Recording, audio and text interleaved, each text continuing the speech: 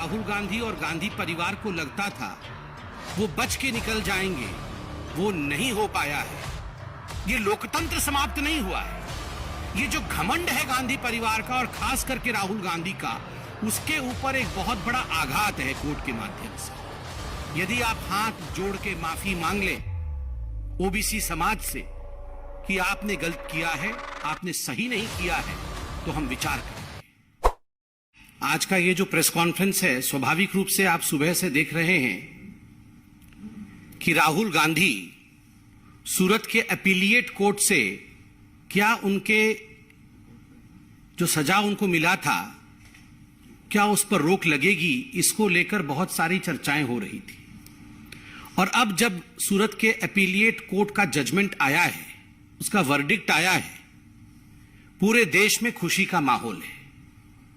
और खास करके पिछड़े वर्ग में, जिसके प्रति राहुल गांधी के मन में वैमनस्य का भाव था, जिस पिछड़े वर्ग के लिए राहुल गांधी ने आपत्तिजनक शब्दों का प्रयोग किया था, उन्हें गाली देने का काम किया था, और इतना कुछ करने के बाद राहुल गांधी और गांधी परिवार को लगता था वो बच के निकल जाएंगे, वो नहीं हो पाया है।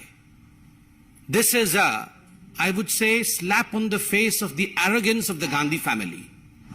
ये जो घमंड है गांधी परिवार का, और खास करके जो गांधी परिवार ये सोचती है कि हम कुछ भी कर लेंगे और हमारा कुछ नहीं बिगड़ेगा, आज सूरत के अपीलिएट कोर्ट से ये सिद्ध होता है कि कानून सबके लिए बराबर का है और कानून किसी के लिए भी अलग नहीं हो सकता है। हमें याद है जब ट्रायल कोर्ट का जजमेंट आया था, तो राहुल गांधी, गांधी परिवार, कांग्रेस के लोग और एक इकोसिस्टम जो कांग्रेस के साथ रहती है, इन सब ने मिलकर एक ऐसा माहौल बनाया कि ये ट्रायल कोर्ट में कुछ गड़बड़ी थी। ये ट्रायल कोर्ट के जज और ट्रायल कोर्ट का पूरा जो सिस्टम था, कहीं ना कहीं वो बायस था। उन्होंने पक्षपात किया और राहुल गांधी को ट्रायल कोर्ट ने फंसाने की कोशिश की। राहुल गांधी का कोई इतना बड़ा जुर्म नहीं था। क्या हो गया अगर उसने ओबीसी समाज को गाली देने का काम किया? क्या हो गया अगर पिछड़े वर्ग को उसने चोर कह दिया? तो ये इतना बड़ा कोई जुर्म नहीं था, कहीं ना कहीं एक साजिश थी। This was death of democracy in India. और उसके कारण से सूरत के ट्रायल कोर्ट ने इस प्रकार का एक वर्डिक्ट राहुल गांधी के खिलाफ सुनाया, और नतीजा रहा कि राहुल गांधी आने वाले समय में इंडिया के पार्लियामेंट से एक तरह से डिस्क्वालीफाई हुए, और वो कानून भी उनके समय बनाया हुआ कानून था। मगर आज जब अपीलिएट कोर्ट से जजमेंट आता है, तो एक बात स्पष्ट होता है कि this was not death of democracy of India, this is a blow on the arrogance of the Gandhi family. ये लोकतंत्र समाप्त नहीं हुआ है। ये जो घमंड है गांधी परिवार का और खास करके राहुल गांधी का, उसके ऊपर एक बहुत बड़ा आघात है कोर्ट के माध्यम से। अपीलिएट कोर्ट को भी लगा कि देयर इज अ मेरिट। जिस प्रकार से पिछड़े वर्ग के खिलाफ, ओबीसी समाज के खिलाफ गाली गलौज करने का काम राहुल गांधी और उसके बाद राहुल गांधी को सपोर्ट करते हुए कांग्रेस पार्टी ने किया था, अपीलिएट कोर्ट कन्विंस होती है कि इसमें मेरिट है जो ट्रायल कोर्ट ने किया था, और राहुल गांधी जी के सेंटेंसिंग को कम नहीं किया जा सकता या उसे स्टे नहीं किया जा सकता। यह बहुत बड़ी बात है हिंदुस्तान के न्यायिक प्रणाली में। बंधुगण, राहुल गांधी जी को सेंटेंसिंग होने के पश्चात पूरे कांग्रेस पार्टी ने एक मोबिलाइजेशन किया था। गली गली में, नुक्कड़ नुक्कड़ में जो कांग्रेस के कार्यकर्ता थे, वो राहुल गांधी जी के मोबिलाइजेशन के कारण न्यायपालिका पर ठहर ठहर कर आक्रमण कर रहे थे।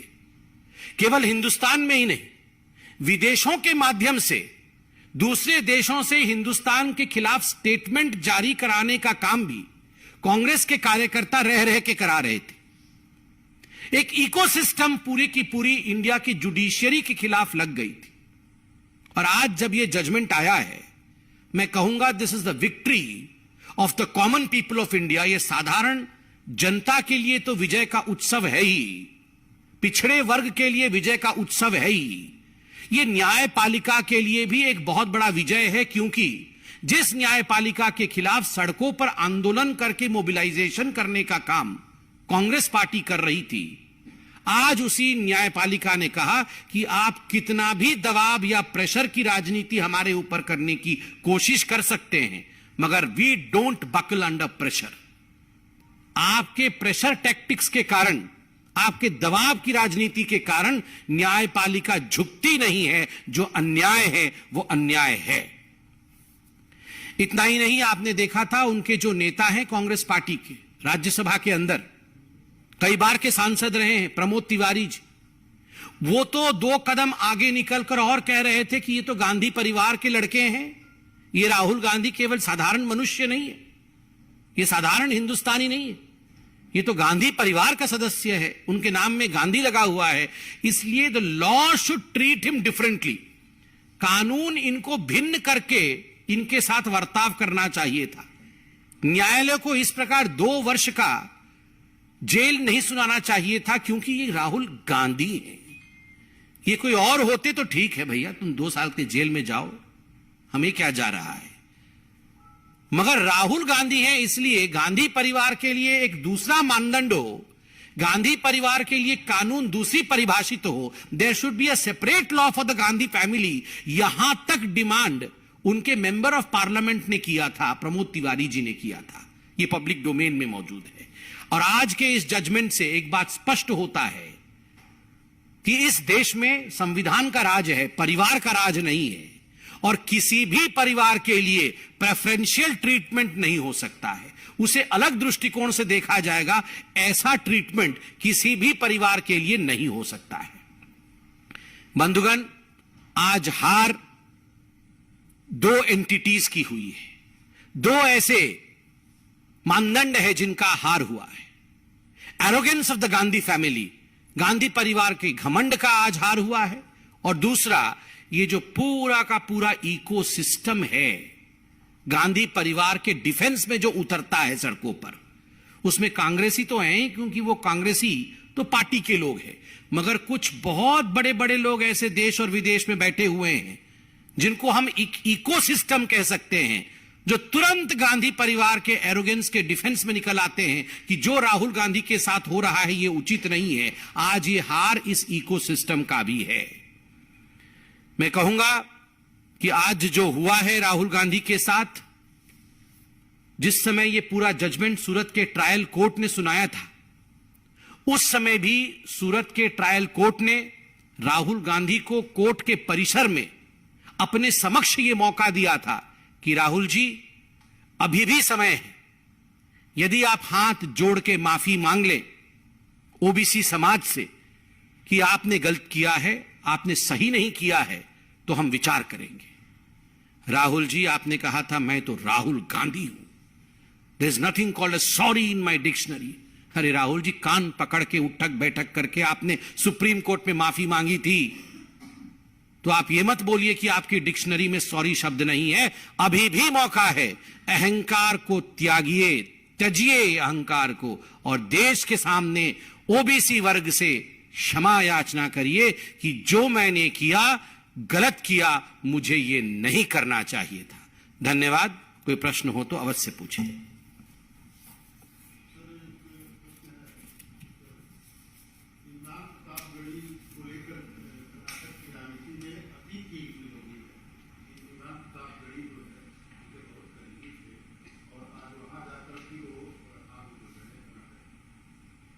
देखिए, जहां तक कांग्रेस पार्टी का सवाल है, कांग्रेस पार्टी के इस चरित्र के विषय में कि जो लोग हिंदुस्तान के खिलाफ बोलते हैं उनको प्रमोट करना, उनको राजनीति में आगे रखना, उनको स्टार प्रचारक बनाना, ये तो कांग्रेस समय समय पर करती रही है।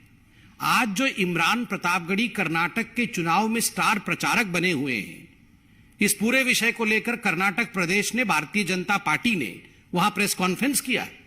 उनके स्टेटमेंट्स, इमरान प्रतापगढ़ी के पुराने स्टेटमेंट्स जिसमें वो बीहेडिंग को ग्लोरीफाई करते हैं, उसको भी जारी किया है।